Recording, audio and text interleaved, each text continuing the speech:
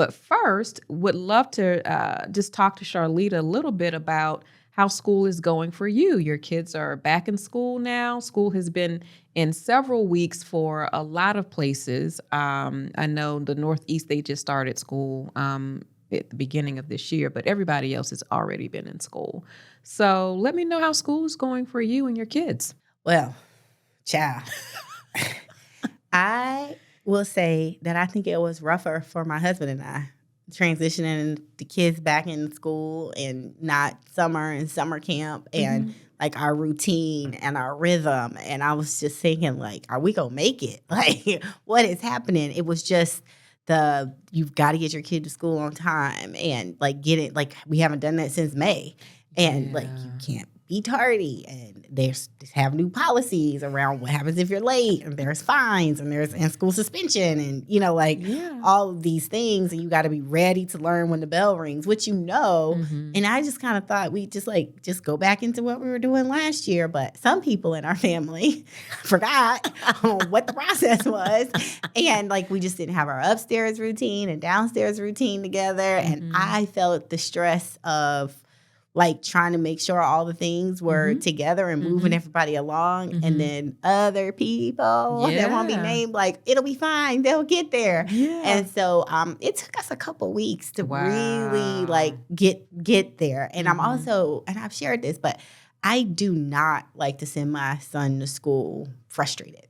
Yeah. So I am very protective of how we start our mornings and that experience and us waking up late. Because one day we woke up at 7, both of us, and we have to leave at 7:30, right? And so but that's not his fault, right? Yeah. And now you're rushing someone who don't move fast on a normal day. You're rushing, and then you send them off to school rushed and frustrated. So it took us a couple of conversations to align on our roles and like what we can do at night, what we can do in the day. And if you're the one upstairs, here's what you do. If you're the one downstairs, here's what you do. And how do we make sure everybody's in the car and ready to go?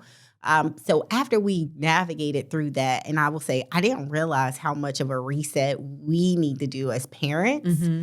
Because the kids are fine and they do what we say, ultimately. Yeah. But like we never discussed going back to school. Like school just started and we just was expected to flow. So I think going forward, we would have our time to say, okay, like we've had 3 to 4 months off. Yeah. Like we need to now get back into the rhythm. So that was a lesson learned. As far as my son, he's been moving and grooving. He loves school. He's a big boy, first grader. Yeah. And so it's been nice to see him. This summer we practiced, from your advice actually that you shared last season, like how to make him more independent. So he packed his own lunch this summer. We made him responsible for his own homework folder. You have to get your reading log signed. If you read the book but don't get it signed, that's on you. And already he left one of his homework assignments at home. And I told him, like, you just have to talk to your teacher and figure out what the consequence is, but I'm not turning back around. Yes. And that was hard. Yeah. But it was like, if I turn it back around now, I probably have to turn around every day. Yeah. And so right now it's first grade, so it doesn't count. So it's been good to see him back in the school and learning and thriving and growing. And then for baby girl, she just started back her preschool, and she's adjusting still. Okay. So, again, she had 3 to 4 months off with no school and just my mom and us. So, getting her used to her new teachers and her new friends. I know it'll come, but she's definitely still adjusting.